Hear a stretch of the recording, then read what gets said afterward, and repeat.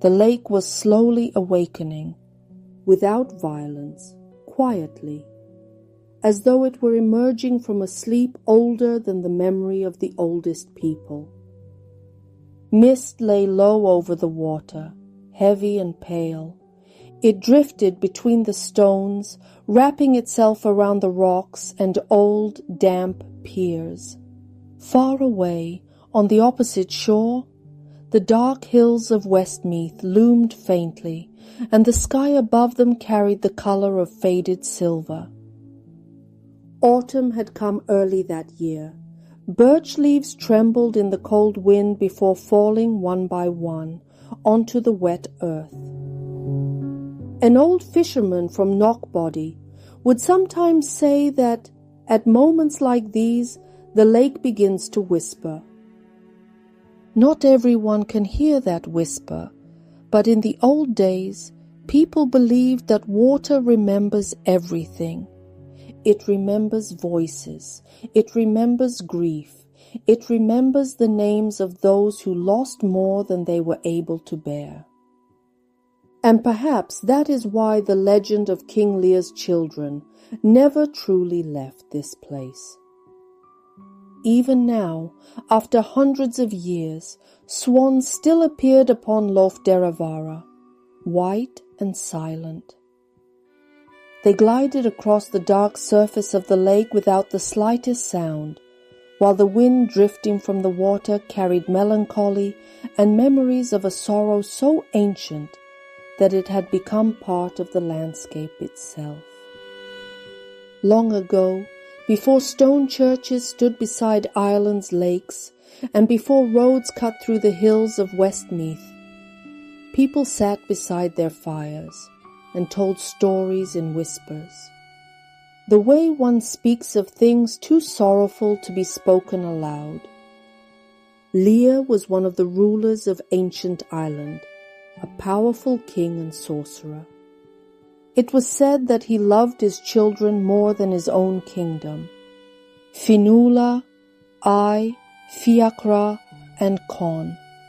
4 fair-haired children with wondrous smiles and eyes as calm as dawn upon still water.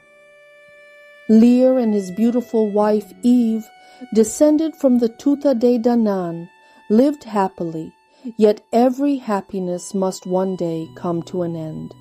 One day the queen died, and the palace fell into silence and grief. After some time, Lir married the sister of his late wife, Aoife. When the new queen arrived at the castle, it seemed at first that sorrow had finally left the royal chambers. But jealousy has a way of growing slowly. Aoife saw how deeply the king loved his children, and over time that love awakened a bitterness within her that slowly filled her heart. One day, the stepmother took the children for a walk beside the lake. It was said that the morning felt unnaturally still. No birds sang, the reeds stood motionless. Even the surface of the lake seemed frozen, as though the world itself had paused for a single breath. Then the stepmother spoke the words of a spell, and King Lir's children were transformed into swans, snow-white creatures condemned to wander for hundreds of years across the lakes and seas of Ireland. Legend says they kept their human voices, and their songs were so haunting that they could silence warriors and bring people to tears. King Lir, in his despair, came to the lake every day, sitting upon the shore and listening to the voices of his children drifting across the water. He could not save them. He could only stay beside them. Until one morning, the place beside the lake stood empty.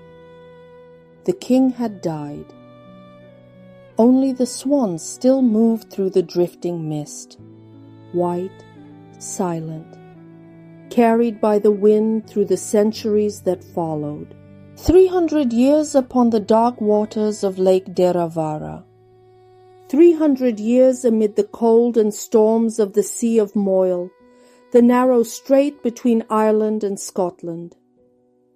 And another 300 years beside the desolate shores of Inishglorey, where waves broke endlessly against the rocks, and the wind pierced to the bone. Kingdoms changed.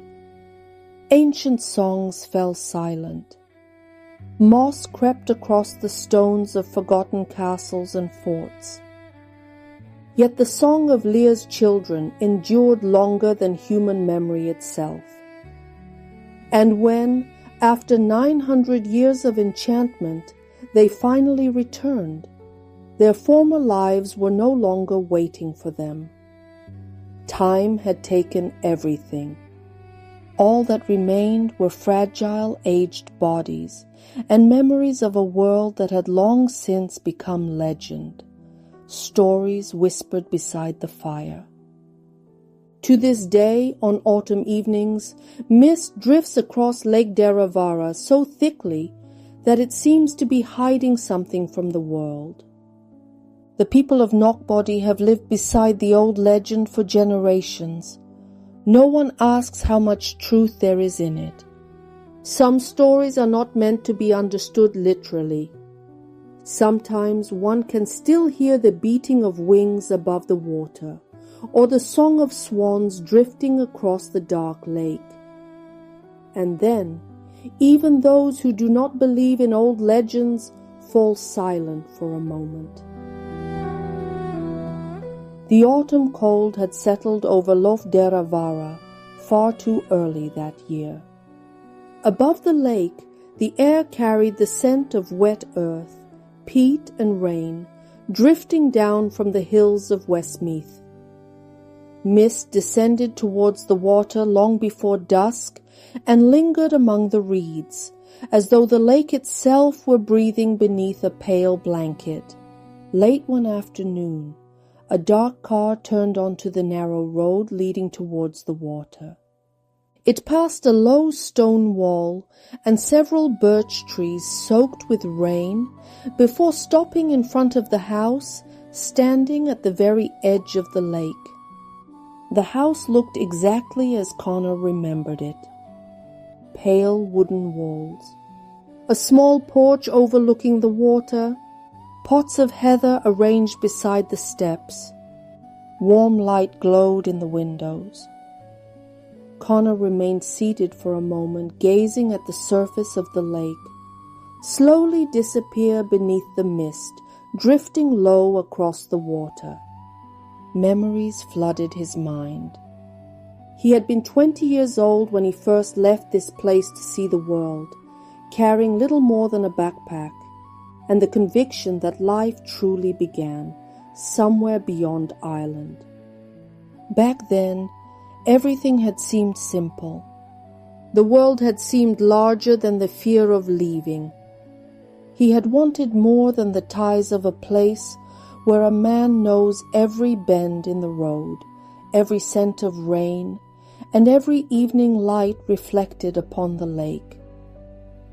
His 20s had been filled with dreams that no longer fit inside the sleepy village of Knockbody.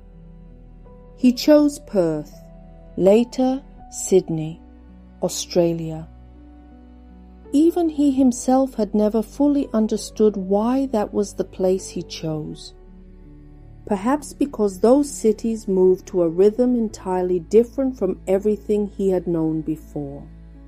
At night, the windows of skyscrapers glimmered above the bay like reflections from some distant world. The city pulsed with life even late into the night. Restaurants remained full of people long after midnight. The streets never truly fell silent, and the air carried the scent of ocean salt and sun-warmed concrete.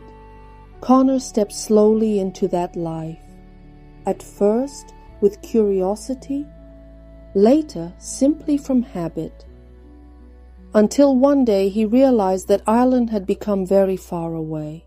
Now, however, he had returned, though not as a happy man.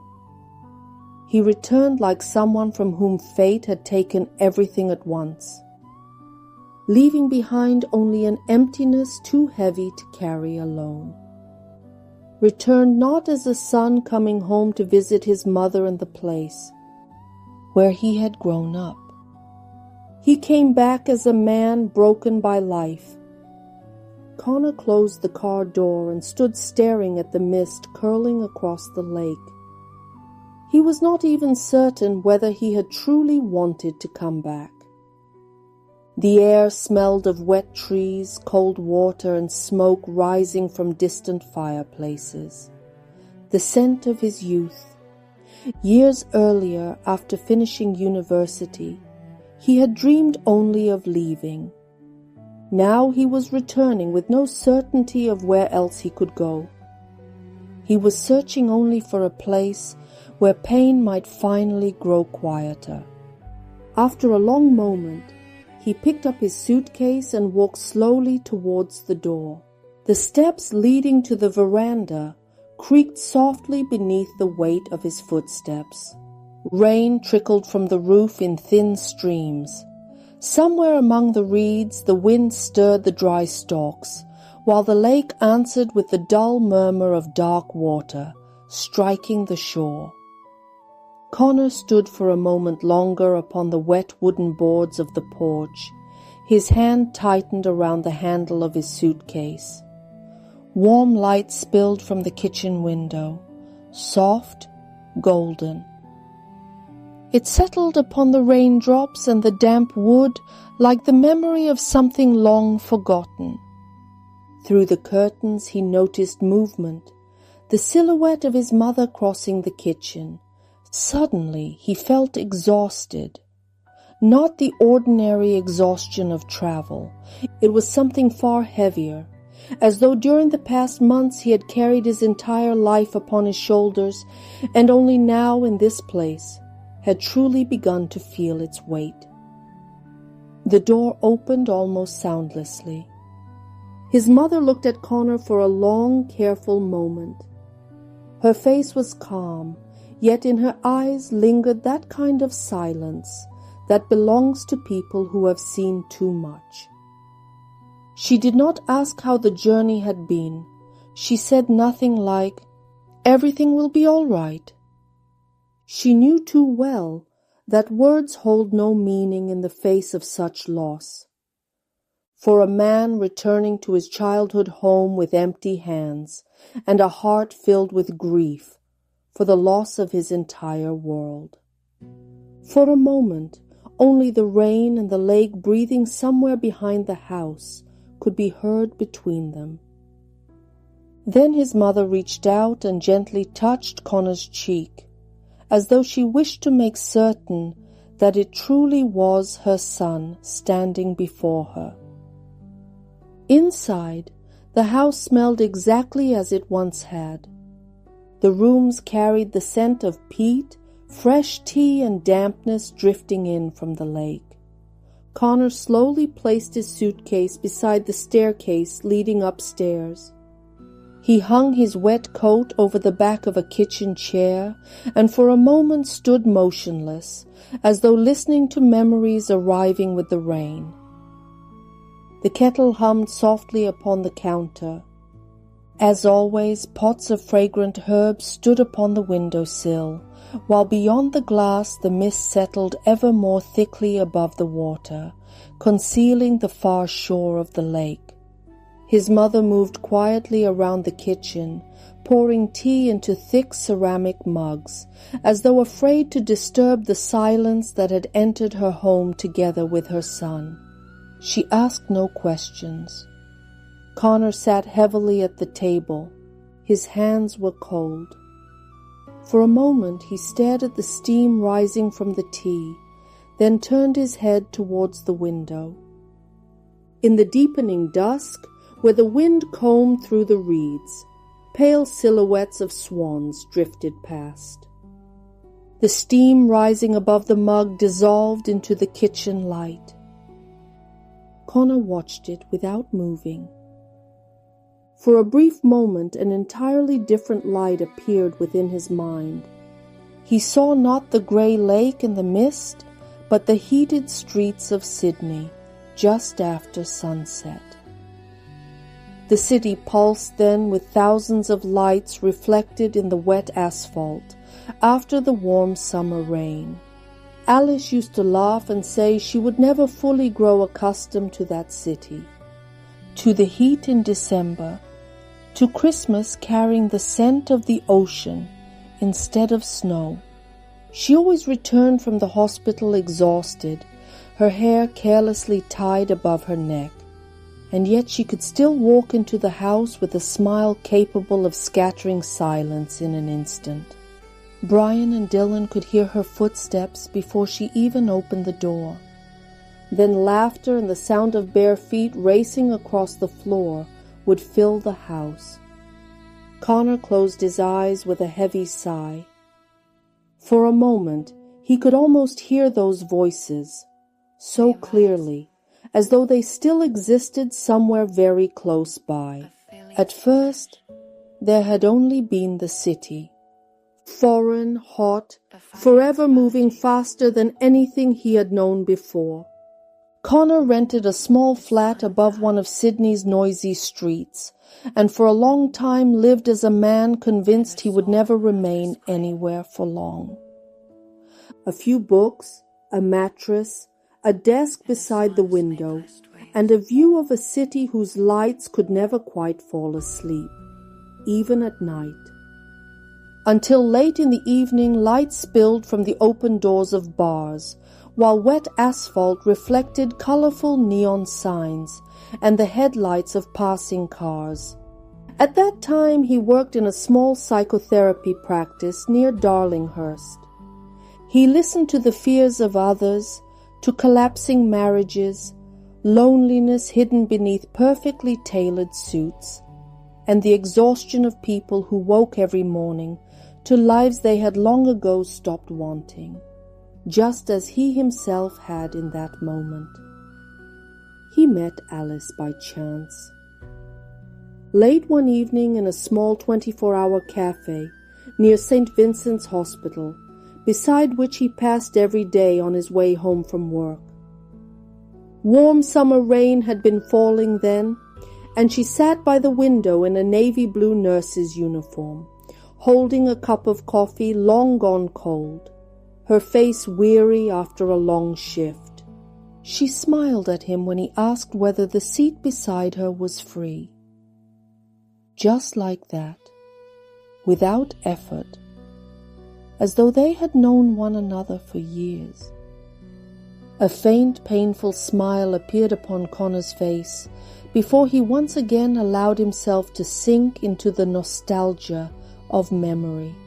Several years later, he woke beside her near an open window, listening to the distant murmur of the city drifting into the bedroom, together with the warm air rising from the bay. In time, the children came.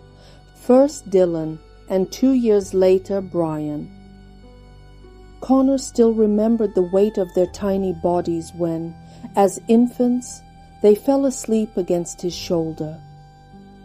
And suddenly, life began to consist of small things he had never noticed before. Tiny shoes left beside the door, drawings pinned to the refrigerator, laughter echoing through the house just before bedtime. Connor opened his eyes. The kitchen once again smelled of peat. Only the light rain tapped softly against the windows, while the old house filled with the quiet crackling of warmed wood. His mother sat opposite him, her hands wrapped around a mug of tea. "Will you stay for longer?" she asked softly. "I still don't know, Mom." His voice was quiet, exhausted. "The publisher is waiting for a book I should have written months ago, and I do not even have a title yet." He sighed heavily. "At least it is peaceful here." Connor smiled faintly. Peaceful. That was a word he had long since stopped being able to connect with his life. After everything that had happened, Sydney had become unbearable. Every street awakened memories. Every sound stirred anxiety. Sometimes it was enough to hear the laughter of a stranger's child somewhere in a shop, or to pass a woman whose hair resembled Alice's. And suddenly the entire day would collapse from within. That was why he had returned.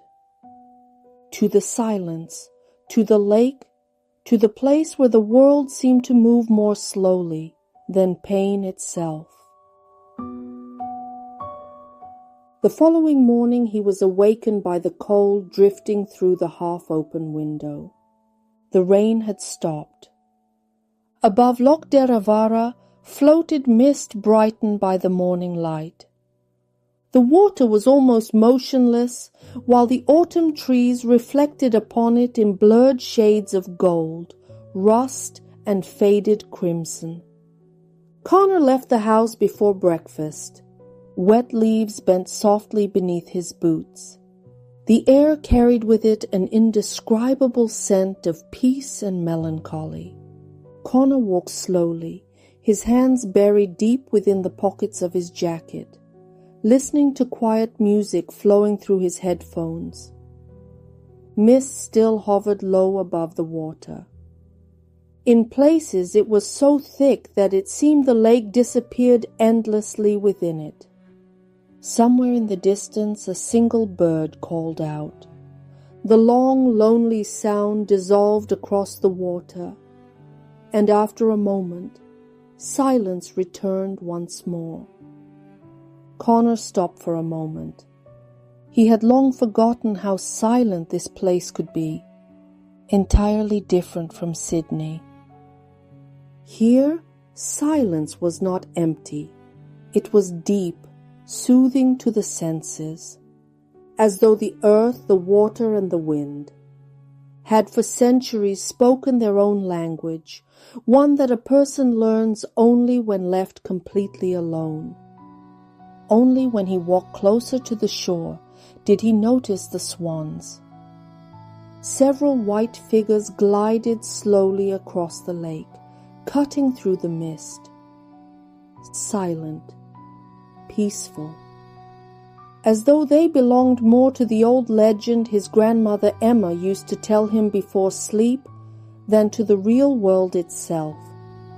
He stopped instinctively. The water scarcely moved. Only faint trails behind the birds disturbed the reflections of autumn trees and the pale sky.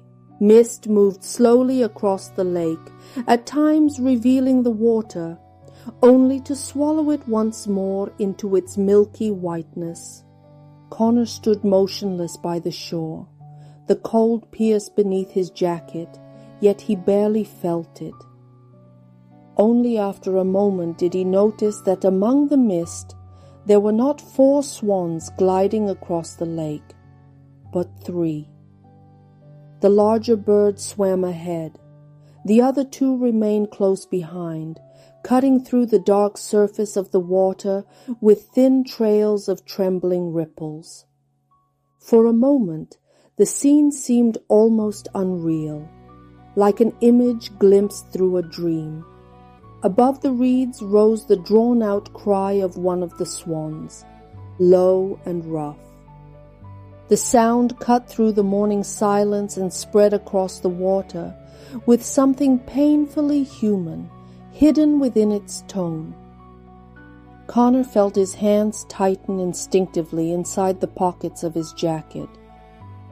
The second call sounded softer, like an echo, like morning carried across a lake older than human memory itself.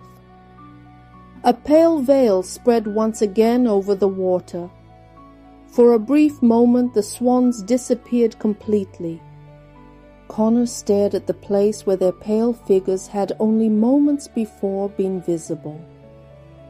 Suddenly, for no clear reason at all, he thought of Alice leading the boys across the beach at Coogee. Brian had always run ahead first. Dylan stayed several steps behind, collecting shells into his pockets. Connor closed his eyes, only for a moment, as though trying to hold on to the image before it dissolved into the mist rising above the lake. When he returned to the house, warmth drifted from the kitchen. Steam had gathered upon the windows, while the fireplace crackled softly with burning wood. His mother stood by the counter, slowly arranging fresh slices of dark bread upon a plate. Connor paused beside the window. The mist had begun to thin. Between the reeds appeared patches of autumn color, and the dark surface of the lake reflecting the pale light of morning. "Did you see the swans?" his mother asked, as though speaking of something entirely ordinary. Connor gave a faint nod.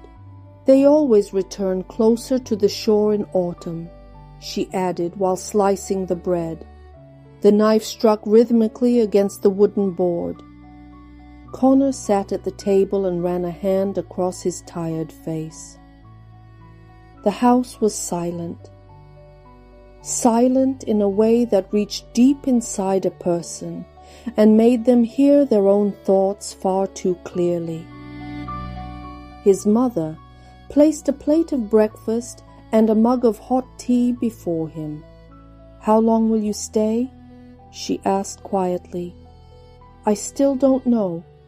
His voice sounded rough from the cold and lack of sleep. "Perhaps a few months, perhaps longer." His mother sat opposite him and looked at her son with concern in her eyes. "This house is beginning to need some work," Connor said after a moment, glancing at the small cracks in the ceiling. Dampness around the window frames had left darker stains than before. "I could take care of it." He said it almost automatically, as though searching for something that might slowly occupy his thoughts. Something simple, something as quiet as life here. His mother smiled faintly. "You do not need to begin repairing the house the moment you arrive. There will be time for that." Connor looked down at his hands. "Perhaps that is exactly what I should do." Outside, the wind carried an ever greater chill from the lake.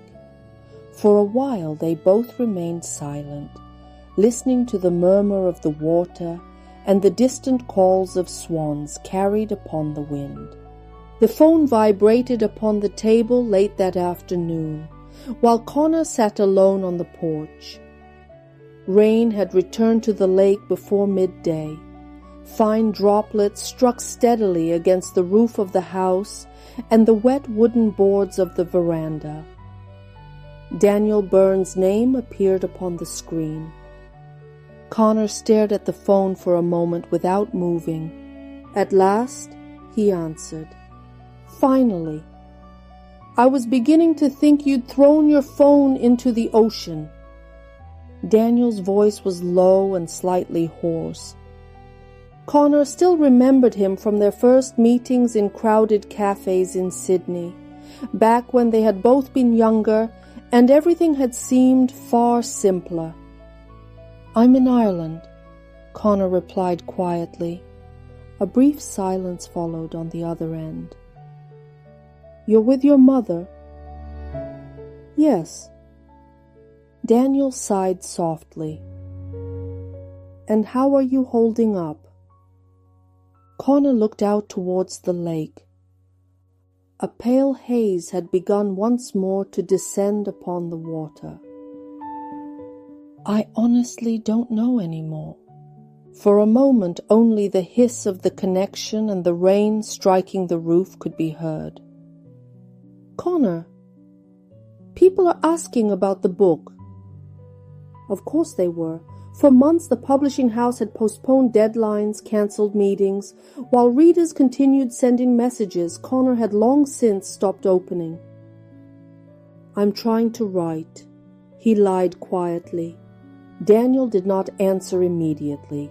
They had known one another for far too long. "You do not have to hand in anything right now," he finally said calmly. "But it would be good if you at least tried to begin." Connor dragged a hand across his face. Once again he saw before his eyes the empty document glowing at night upon the laptop screen, and the patient blinking cursor, and that absolute emptiness inside his mind. "Here, it's different," he finally said. "Better?" Daniel asked. For a moment, both of them fell silent, as though neither could find the right words. "It's quieter, and not quite so painful." "That's good," Daniel replied softly. "Perhaps that's exactly what you need." For a moment it seemed he wanted to say something more, but in the end he only sighed quietly. "All right, Connor.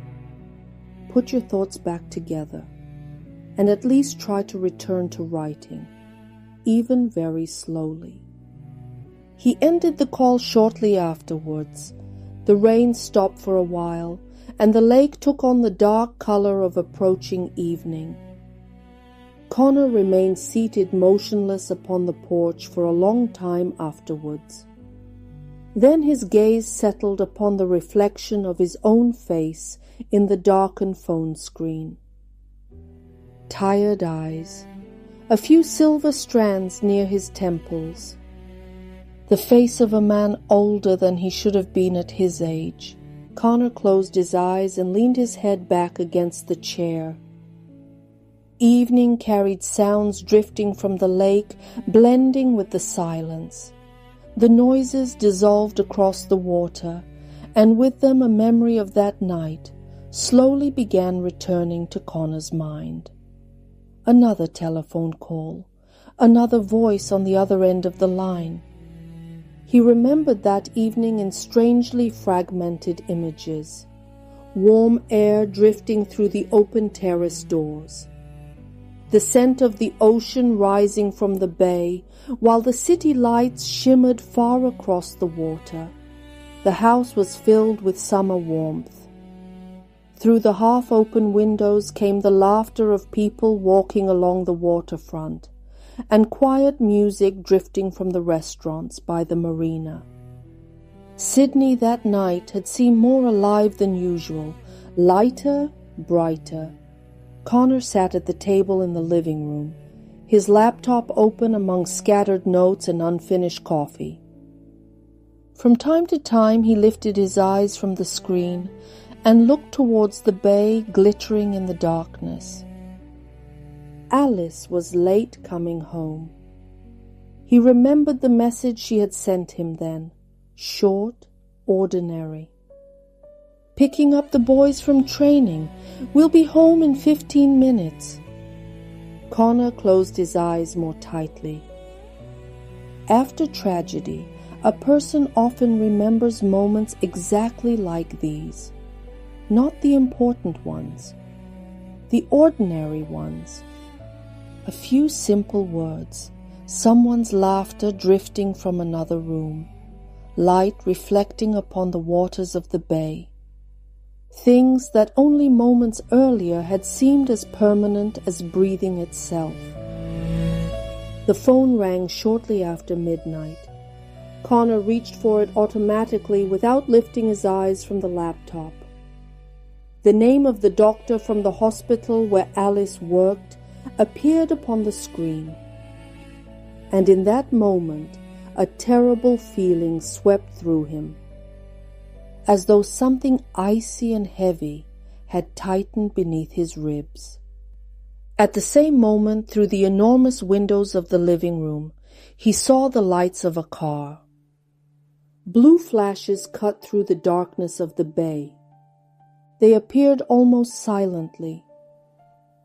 Connor stopped breathing. For one brief moment, the entire world around him froze. the sound of the ocean, the lights of the city, the warm night air flowing through the open windows. Everything began spinning like a whirling dervish. And then he heard his own name spoken through the receiver by a man who already knew everything. Connor stood motionless in the middle of the living room, staring at the lights upon the driveway. He could not even remember the moment he opened the door to the police officers. He remembered only that something inside him died that night and shattered into a million pieces. Connor opened his eyes abruptly, like a man emerging from deep, dark water. For a brief moment he lay motionless, struggling to catch his breath in the darkness of the room. His heart pounded heavily beneath his ribs. Outside the window, the wind moved across the lake in a long, drawn-out murmur. The branches of the old birch tree scraped softly against the roof of the house, and somewhere far beyond the haze came the distant cry of a swan. Connor closed his eyes again. For a moment he saw that light once more. Not the cold darkness of the Irish countryside, but the blinding white glow of hospital lamps reflected upon polished floors. The corridors smelled of disinfectant and the cold air of the ventilation system. The warm night pulsed with city lights and the distant sound of the ocean, and back then he still did not understand that for one man the world was ending in that very hour. His world stopped at that moment. He remembered the quiet voices of doctors, the sound of sliding doors opening, the muffled beeping of machines drifting from distant rooms. Someone sat beside him and spoke in a calm, even voice. Yet the words dissolved into the air, never truly reaching his mind. Connor stared only at his own hands, at the wedding ring glimmering faintly beneath the hospital lights. And it was then, for the very first time, that he understood that within a few hours he would have to return to an empty house beside the bay. Only later, amid loneliness and pain, did fragments of that night begin returning to him.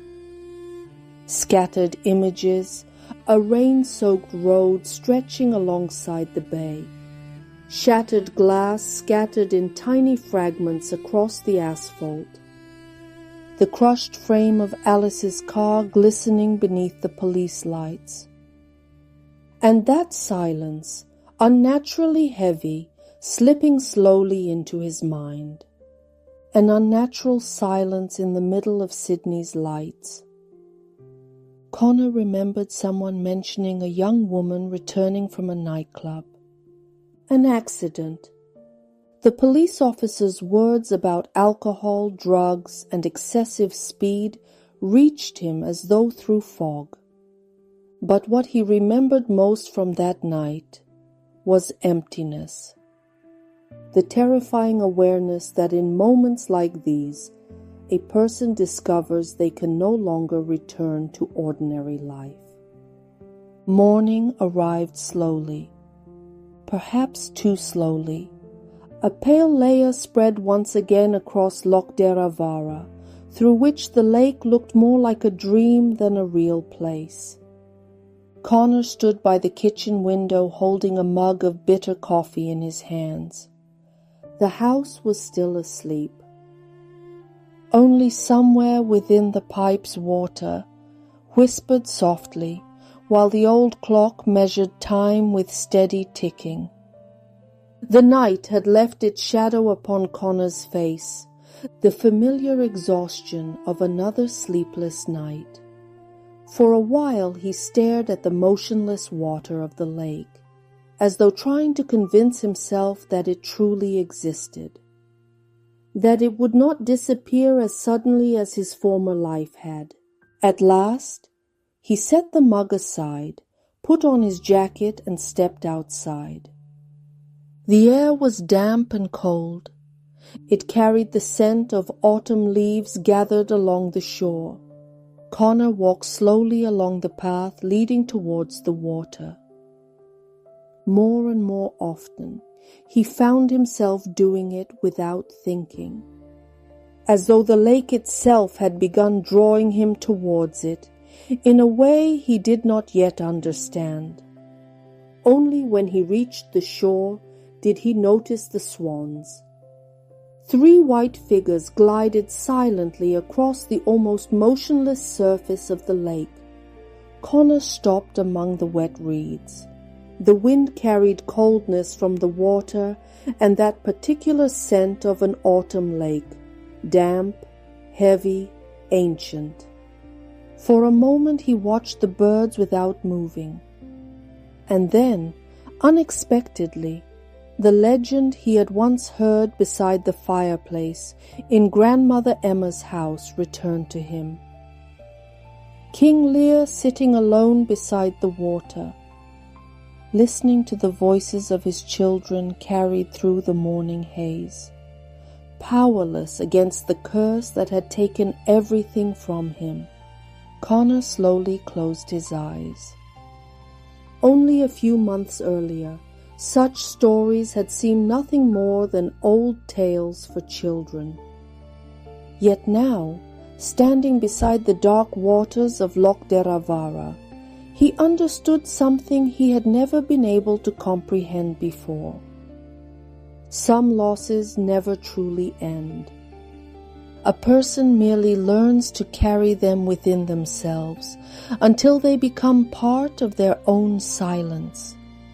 After breakfast, the fire in the fireplace burned quietly, crackling softly between the dark logs. Beyond the large windows of the sitting room, the thinning veil slowly revealed the lake, allowing pale rays of autumn sunlight to pass through. Connor sat in the armchair opposite his mother, staring into the flames. The house was quiet as always, yet for a long time something cold and empty had remained within it. "Did you ever meet that woman afterwards?" his mother asked calmly. Connor did not answer for a long while. At last he gave a faint nod. "Yes, in Sydney." For a moment the firelight reflected in his eyes. "She was very young," he added quietly, before falling silent, as though searching for the right words. "I remember she sat there, looking more frightened of her own fate than of what she had done." Connor turned his head towards the window, as though memories reflected within the glass. "When she sat opposite me, there was emptiness in her eyes." After a moment he smiled faintly, without the slightest trace of real warmth. And when the judge read the sentence, she began to cry. He looked back into the fire. But not because of Alice and the boys. Losing her driving license and facing a few years in prison hurt her more than the deaths of 3 people. Silence settled over the sitting room once more. His mother sat thoughtfully, listening to the sound of waves breaking against the shore. The flames moved gently within the fireplace, casting warm light upon the walls. His mother looked carefully at Connor. "Have you ever thought that perhaps, if you could forgive her, it might become easier for you?" Connor did not answer immediately. He stared into the hypnotic flames as though searching for the answer there. "I don't know." His voice was quiet and tired. "I wish I could." He tightened his hands together. "But whenever I close my eyes, I still see Alice's gentle face, the boys laughing, and I think about the fact that for that girl it was only one night, one thoughtless decision. The logs crackled within the fireplace, wrapped in tongues of flame. It is too much for me. I cannot forgive her. Connor leaned his head back and looked towards the fading veil retreating from the water. Somewhere nearby came the long cry of a swan. Do you think, Mum, that Lir was able to forgive Ifa? She took his entire life from him, everything he loved most. Do you think she deserved forgiveness?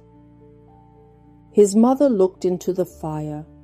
The orange glow of the flames trembled softly upon her face, reflected in her eyes, while outside the lake slowly emerged from beneath the pale morning veil.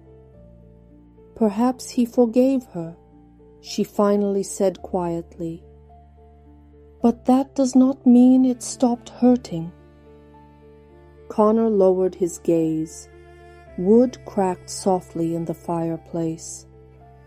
There are things after which a person never truly returns to who they once were. Connor remained sitting in silence for a long time. For the first time in many months, he thought that there are losses a person does not need to forgive in order to learn how to live with them. But in order to learn how to live with them, one must first find the way back to oneself. In the afternoon, Connor stepped out onto the terrace carrying a tape measure and an old notebook he had found in a kitchen drawer. The boards by the railing had turned grey from years of rain, and in several places the wood was marked by thin lines, resembling cracks in dried earth. He ran his hand along the banister. Rough, cold. The house had grown old quietly, in such a way that a person noticed it only after many years. Behind him he heard footsteps. His mother stepped onto the veranda and stood beside him. For a moment she watched him in silence. "What are you doing?" Connor looked up at the roof above the terrace. "Thinking." The corners of her lips lifted slightly. "And apparently that's how it begins. Your father used to start the same way." She let out a quiet laugh, the first since his arrival. For another moment Connor looked at the wooden walls of the house, at the paint peeling from the veranda boards in worn patches. "I think I'm trying to find something to do, Mom," he said after a moment. He looked once more towards the steps. "Before winter, I should protect the veranda, treat the wood, repair a few things." His eyes traveled across the walls of the house. The inside could use some freshening up as well. And a larger renovation. Perhaps that can wait until spring. His mother watched him silently for a moment. They both knew it was not only about the house. Connor once again ran his fingers over the cracked wood of the steps. And suddenly, for one brief moment, he no longer saw the veranda beside Lough Derravaragh. He saw the house by the bay, still empty, filled with the scent of fresh paint, wood, and cardboard boxes, left unopened in the middle of what would become the living room. Alice stood beside the wall holding a paint roller, with a streak of pale paint across her cheek. She was laughing. Brian ran through the house with a tape measure hanging over his shoulder, convinced he was carrying out extremely important work. Dylan carried a toolbox so heavy it nearly dragged him across the floor. "Dad, where does this go?" "Dad, can I paint too?" "Dad, Brian took my brush again." Connor closed his eyes, only for a moment. Some memories returned suddenly, without any warning. And for one brief second, a person almost believed that if they turned their head, everyone would still be there. The following days began to pass quietly, without hurry, without plans.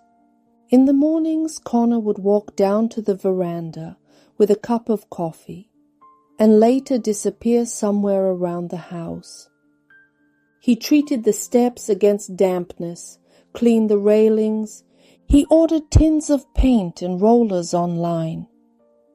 In the sitting room, he moved the furniture aside and refreshed the walls with a lighter color. For several days, the scent of wood, dust, and fresh paint drifted throughout the house. In the evenings, Connor sat feeling physically more tired than usual, and for the first time in a very long while, he discovered something strange. For a few hours each day, he no longer returned in his thoughts to Sydney. He no longer returned to that night, to that former life. The pain had withdrawn for a while. It had not disappeared completely. It had simply stepped back for a short time. Like a person standing several steps behind him, whose presence he could still feel, but whom he no longer needed to glance back at, constantly. One morning he woke much earlier than usual. The house was silent as always. For a while he lay motionless, staring at the ceiling. He did not have to think long. He already knew where he would go before the house awakened. After a moment he got dressed. In the hallway he slipped on his shoes, put on his jacket and opened the door. The cold air of the early morning struck his face with such force that for a moment it became difficult to breathe. Only when he reached the path leading towards the water did he smile faintly to himself. The kind of smile worn by a man who has just caught himself doing something very simple. He was going to see whether the swans were still there upon the lake. The road leading towards the water was wet from the night rain. Fallen leaves clung to his boots, and the grass on both sides bent beneath the weight of moisture. The air carried that particular chill of late Irish autumn, not yet winter, but the kind that reminded a person with complete certainty that summer had gone for good. Connor walked slowly. As always, his hands remained buried deep inside the pockets of his jacket. He was in no hurry. When he reached the water, he stopped almost instinctively. They were there. 3 white figures, gliding peacefully across the lake, keeping close to one another. Connor watched them for a long time, longer with each passing morning, until he realized that ever since he had begun coming to the lake, silence had begun to settle inside his mind. Real silence. Not the heavy silence that had consumed him after the tragedy. This silence was different, lighter. As though after many months, something inside him had finally stopped fighting, if only for a moment. He could not even remember the last time he had sat somewhere free from pain and free from memories forcing their way into his mind from every direction. He simply stood there, watching 3 majestic birds glide past in complete silence, soundless, as though the lake belonged only to them. He rested his hands upon the cold railing of the old pier, and for a moment stared ahead without a single clear thought. He simply existed. And then, completely unexpectedly, his thoughts returned once more to Lir. Not as a king from legend, but as a father, a man who came to the lake every single day. Connor stared at the surface of the water. Once he had thought it impossible to understand. After all, he knew Lir would never get his children back. He could not turn back time. So why did he return? Day after day, autumn after autumn, through cold rain and the winds from the lake, he imagined him sitting alone upon the shore, his hands resting upon his knees, his face turned towards the water, listening to the voices of his children, unable to touch them. As he stood there watching the 3 white figures of the birds, a thought suddenly came to him, something he had never noticed before. Perhaps after loss, a person returns to such places not because they are still waiting for something. Perhaps they return because only there can they still breathe. Now he was beginning to understand something he had never before been able to comprehend. There are places people do not return to in order to regain something. Sometimes they return simply to be for a moment closer to what they have lost. Even though the cold reached through the sleeves of his jacket, Connor remained standing there for a long time. The swans moved slowly onward, cutting through the water with thin, trembling lines of waves. At times they drew so close together that their white figures nearly merged into one shape, like an enormous water lily resting upon the center of the lake. A moment later they drifted apart again. Connor silently followed their movements. He felt peace and an extraordinary sense of inner balance. Then a thought crossed his mind. For years he had listened to people sitting opposite him in the soft chairs of his practice in Sydney. They spoke of loss, divorce, death, and emptiness that had entered their lives and remained for years. And he had searched for words for them, explanations, ways out. Yet here, beside an old Irish lake, a legend told for hundreds of years spoke of something he knew all too well.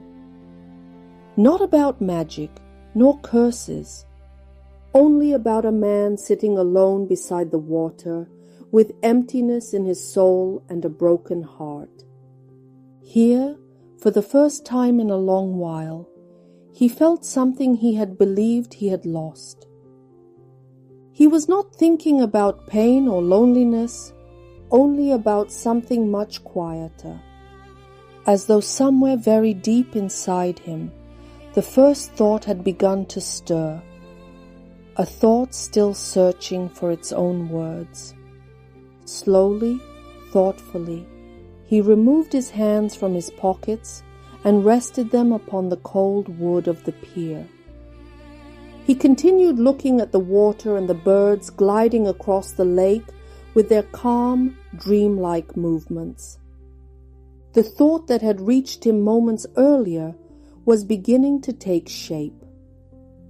So quietly that it seemed almost to slip unnoticed into his mind. They were not yet complete thoughts, only fragments of words and reflections rising somewhere from the morning haze and the old legend. Lir had not lost his children only on the day the curse changed their lives. He had lost them afterwards too, every day, every morning, every time he returned to the lake. Connor suddenly became still, as though afraid to move and frighten it away, because for the first time in many months a memory had not returned. Words had come instead. Words that were beginning to form themselves into sentences. Connor turned away from the shore more slowly than usual. For a moment he remained standing still, as though listening for something that had appeared only moments before. Something that could disappear just as easily. The three swans continued gliding across the surface of the lake unchanged, calm, indifferent to the man standing among the reeds. Connor followed the path leading back towards the house. He quickened his pace, and this time neither the cold nor the heavy clouds gathering overhead were the reason for it. And yet, something had changed. For the first time in a very long while, he felt as though he carried something fragile within his thoughts. Like a man trying to return home with a handful of water held in his palms. Something he did not wish to lose along the way. He entered the house quietly, shaking droplets of moisture from his jacket. Inside, that particular kind of morning silence still lingered, the kind that made an old house seem to sleep a little longer than the people inside it. He slowly climbed the stairs to the upper floor. Passing the closed door of his bedroom, he walked towards the room at the end of the corridor that had always served as a small study. A few minutes later, his mother was awakened by a sound coming from upstairs, from the room directly above her bedroom. It was not footsteps, nor voices. Something else. A chair being moved, desk drawers opening, and that familiar sound made when someone opens a program on a computer. For a moment, she remained lying still, listening and staring at the ceiling. Then a gentle smile appeared upon her face. The careful kind, the kind worn by someone afraid of frightening hope away. The study door opened quietly. First came the scent of coffee and fresh bread drifting into the room. Only a second later did his mother appear, carrying a small tray in her hands. Without speaking, she looked at her son sitting at the desk, at the laptop screen. His hands were resting on either side of the keyboard, and she smiled softly. "So, you're writing, son?" Connor did not answer immediately. He looked at the screen, then lifted his eyes towards his mother. And for the first time, there was something on his face beyond sadness and exhaustion. "I think I'm trying." For a while he remained sitting motionless, staring out of the window. The lake was unusually calm at that hour of the day. The pale morning light rested softly upon the water, blurring the line between sky and lake. Near the shore he noticed the familiar swans. They were closer than usual, almost motionless, as though they had been waiting there for him from the very beginning. Only a few weeks earlier, they had merely been part of an old legend he had once heard in stories.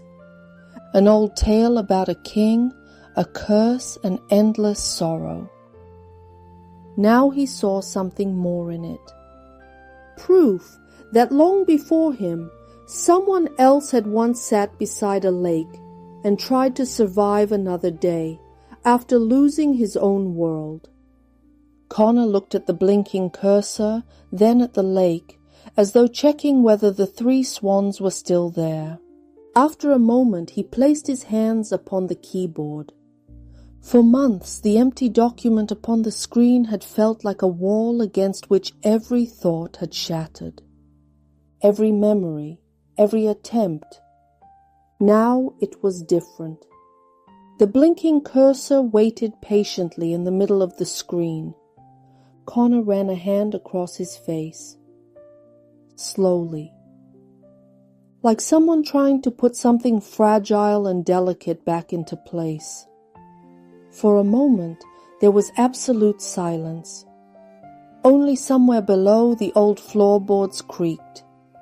From across the water came the cry of swans, long and drawn out, carrying melody and longing within it. Connor wrote the first words. Beside his own lake, on loss and the psychology of living after loss. He stared at the title for a long while, and at that same moment another image appeared in his mind. Brian sitting on the floor among toy bricks scattered across the living room. Dylan peering through the half-open study door. Dad, one more question. And Alice laughing somewhere out on the terrace. Let Dad write. For a moment silence fell, very briefly. Then once more quick footsteps ran through the house. Dad, Brian took my crayons. No, I didn't. And Alice's laughter as she stepped in from the terrace carrying a cup of coffee. That gentle laughter. Quiet. Sometimes tired after a long shift at the hospital. The kind that lingered within the walls of a house long after everything else had fallen silent. Connor closed his eyes. For another moment the cursor blinked beneath the title. Then Connor pressed the first key. For hundreds of years people told the legend of King Lir as a story about a curse. But perhaps it is a story about something else. About a man who woke each morning knowing that the world still existed, even though his own had ended long ago. He stopped, holding his hands above the keyboard. For a moment he simply stared. Then very slowly he brushed his fingers across his lips. As though, after a long time, he had heard a familiar voice again. His own. The following morning he awoke as usual while the house still dreamed of a better day. The sky beyond the window carried the color of pale lead, and the first light slowly spread across the hills of Westmeath.